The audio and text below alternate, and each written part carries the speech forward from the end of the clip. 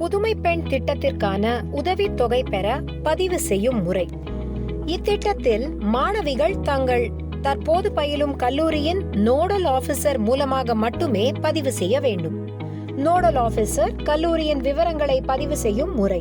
முதலில் புதுமை பெண் திட்டத்திற்கான அரசு இணையதளத்தில் இன்ஸ்டிடியூட் அல்லது காலேஜ் பட்டனை கிளிக் செய்து அரசு வழங்கிய யூசர் ஐடி மற்றும் பாஸ்வேர்டை கொண்டு புதுமை பெண் ஸ்கீம் போர்ட்டலில் நுழையவும். அதன் பின் புதிய பாஸ்வேர்ட் மற்றும் கல்லூரியின் சுய விவரத்தை பின்கோடுடன் பதிவு செய்யவும். கல்லூரியின் இமெயில் ஐடி மற்றும் மொபைல் எண்ணை பதிவிடவும்.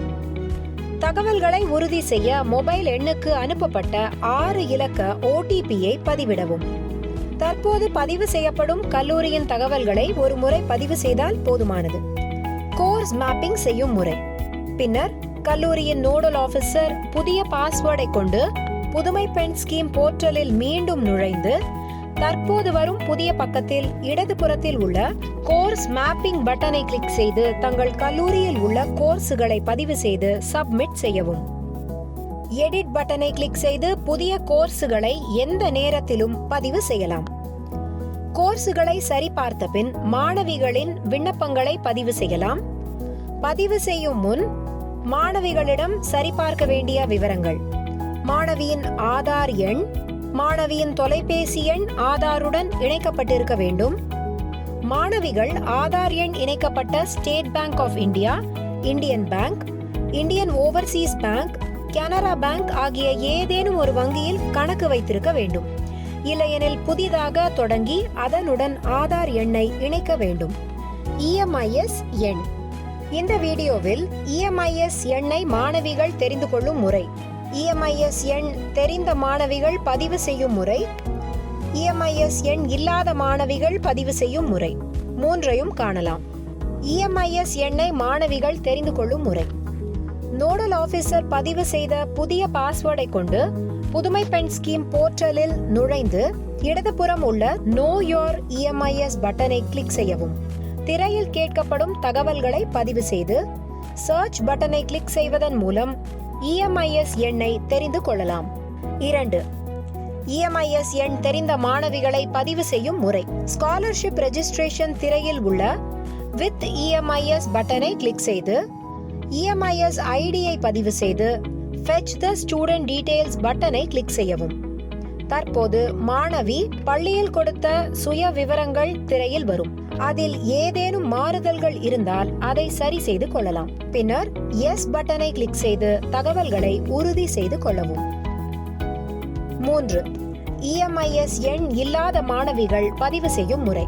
ஸ்காலர்ஷிப் ரெஜிஸ்ட்ரேஷன் திரையில் உள்ள வித்தவுட் EMIS பட்டனை கிளிக் செய்து தேவையான தகவல்களை பதிவு செய்து எஸ் பட்டனை கிளிக் செய்து தகவல்களை உறுதி செய்து கொள்ளவும். Aadhaar eKYC validation. மாணவியின் ஆதார் எண்ணை கீழே உள்ள பகுதியில் பதிவிட்டு eKYC வேலிடேஷன் பட்டனை கிளிக் செய்யவும். ஒருவேளை ஆதார் எண்ணும் EMIS உடன் இணைக்கப்பட்ட ஆதார் எண்ணும் முரணாக இருந்தாலும் அடுத்த கட்டத்துக்கு செல்ல ஓகே பட்டனை கிளிக் செய்யவும். மாணவியின் மொபைலுக்கு வரும் ஆதார் OTP-யை பதிவு செய்யவும். திரையில் வரும் மாணவியின் ஆதார் தகவல்களை சரிபார்த்து கீழே உள்ள எஸ் பட்டனை கிளிக் செய்து தகவல்களை உறுதி செய்து கொள்ளவும். Bank validation. தற்போது கீழே உள்ள பேங்க் டீடைல்ஸ் பகுதியில் மாணவியின் ஆதார் எண் பதிவிடப்பட்டிருக்கும். அதை சரிபார்த்து பேங்க் வேலிடேஷன் பட்டனை கிளிக் செய்யவும். மாணவியின் ஆதார் எண் இணைக்கப்பட்டிருக்கும் வங்கியின் பெயர் திரையில் தோன்றும். மாணவிக்கு மேற்கூறப்பட்ட வங்கியில் கணக்கு இல்லையெனில் உரிய வங்கியில் கணக்கு தொடங்க அறிவுறுத்தப்படுவார். மேலும் தகவல்களை பெற ஹெல்ப் டெஸ்கை தொடர்பு கொள்ளவும். கோர்ஸ் டீடைல்ஸ் பதிவு செய்தல். மாணவியின் வங்கி கணக்கு இணைக்கப்பட்ட பின் கீழே உள்ள கோர்ஸ் டீடைல்ஸ் பகுதியில் மாணவியின் கல்லூரி படிப்பின் தகவல்களை பதிவு செய்யவும். குறிப்பு: ஒருவேளை மாணவி தனது பள்ளி கல்வியை 2020-21 கல்வியாண்டுக்கு முன்னர் முடித்திருந்தால் மாணவி 6 முதல் 8 அல்லது 10 அல்லது 12ஆம் வகுப்புகள் பயின்ற பள்ளிகளை பதிவு செய்து கீழே உள்ள எஸ் பட்டனை கிளிக் செய்யவும்.